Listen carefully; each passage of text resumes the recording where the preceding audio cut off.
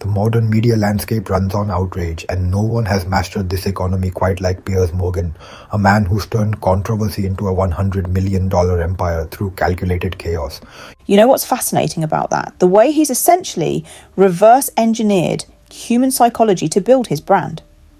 Well, let me break down his system. I've studied his patterns, and it's this three-part formula: trigger, divide, and dominate. Every single controversy is orchestrated like a chess game. So you're saying none of these explosive moments are actually spontaneous? Oh man, not even close. Look at the data. His most viral moments consistently hit the same emotional triggers: race, gender, royalty, and what he calls woke culture. These aren't random topics, they're carefully selected pressure points. That's really interesting because his Twitter engagement numbers spike by an average of 300% whenever he touches these specific topics.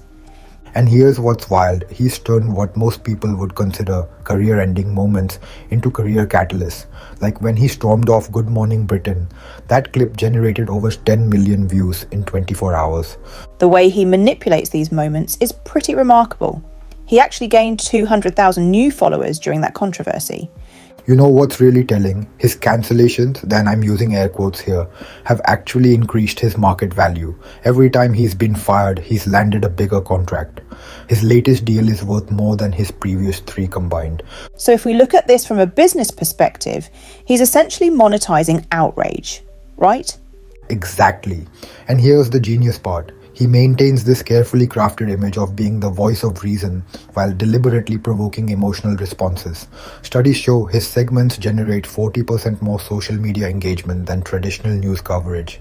The psychological aspect of his approach is fascinating. The way he stays eerily calm while others get emotional. Well, that's because, and this is crucial, he's not actually participating in the debate. He's orchestrating it, like a conductor leading an orchestra of outrage. That's such a perfect analogy. And you can see it in how he times his controversial statements. Right? And get this, his team has actually admitted they track social media peak hours and news cycle lulls to maximize impact. They're literally scheduling controversy like you'd schedule a marketing campaign. The metrics behind this must be incredible. Have you seen any data on the financial impact?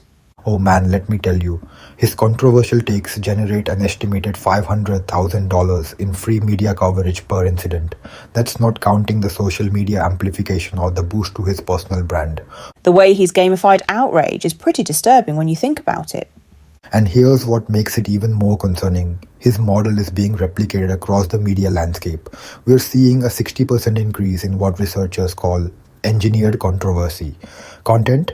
You know what's really striking about all this? The fact that understanding his playbook doesn't make it any less effective. Exactly that. And here's why. He's created what psychologists call an engagement trap. Even when you're criticizing him, you're still participating in his system.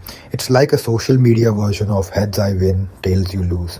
The implications for public discourse are pretty serious when you consider that pattern. Let me share something really interesting about that.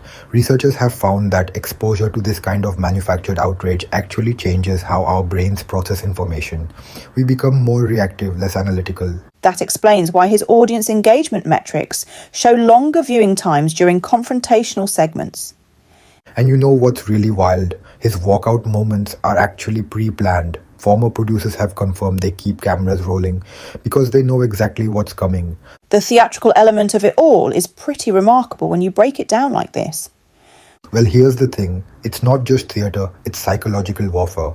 His team actually employs behavioral psychologists to fine-tune his triggers for maximum impact. That level of calculation really changes how we should view these media personalities, doesn't it? Absolutely. And here's the kicker. This model is becoming the industry standard. Traditional journalism is being replaced by what media scholars call reaction engineering. So what does this mean for the future of media consumption? Well, based on current trends, we are looking at a future where emotional manipulation becomes even more sophisticated. AI analytics are already being used to predict and manufacture controversy with scary accuracy. That's pretty sobering when you consider the broader implications for society. You know what might be the most important takeaway from all this? Understanding these tactics doesn't make us immune to them. Even as we discuss this, we are part of the very system we are analyzing. That really puts everything into perspective, doesn't it? We're all caught in this web whether we like it or not. And that might be the real genius of what Piers Morgan has created, a system so comprehensive that even trying to deconstruct it just makes it stronger.